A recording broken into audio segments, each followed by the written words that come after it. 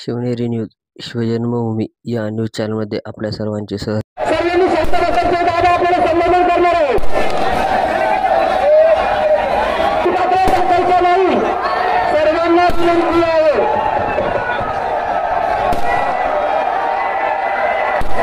सर्वांना विनंती आहे शांत बसायचे. दादा आपल्याला संबोधन करणार आहे व पुढील मार्गदर्शन करणार आहे. सर्वांना विनंती आहे शांत बसायचे. सगळ्यांना मनापासून जय शिवराय.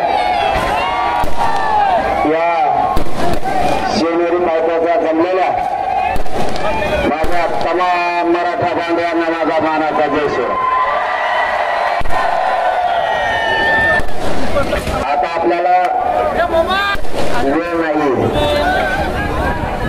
मुंबईला जायचं, रात्री पोहोचायचं. निर्णायक टप्प्यावरती सध्या मराठ्यांचं आंदोलन. तुमच्याकडे फोन कर ना. सुरू केले बंद. आपल्याला कुठल्या परिस्थितीत आपण 70-80% लढाई जिंकली, थोडी राहिली.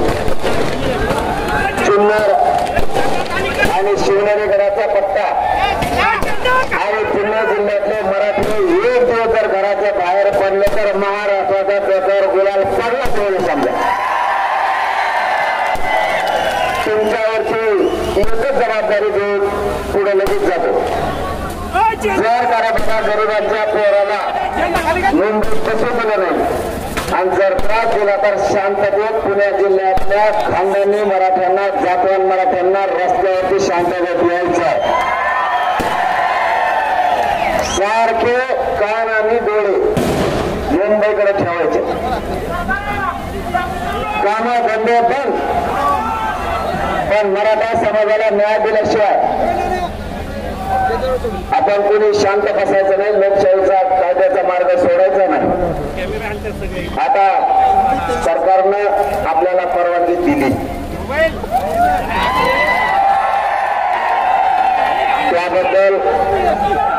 त्याबद्दल आपण न्यायालयाचं आणि सरकारचं मनापासून समाजाच्या वतीनं कौतुक केलं. कारण मी एक असा माणूस आहे, काम केल्याच्या नंतर आपण कौतुक केलं पाहिजे. राजकारण करायचं म्हणून नाही करायचं. आपल्याला पाहिजे आरक्षण. केलेलं केलंच म्हणायचं. फक्त आता एकच राहिले, त्यांनी एक दिवसात केली ती काय आपल्याला जमत नाही. या शिवनेरी गडाच्या पायथ्यावरून सन्माननीय मुख्यमंत्री देवेंद्र फडणवीस साहेबांना विनंती आहे,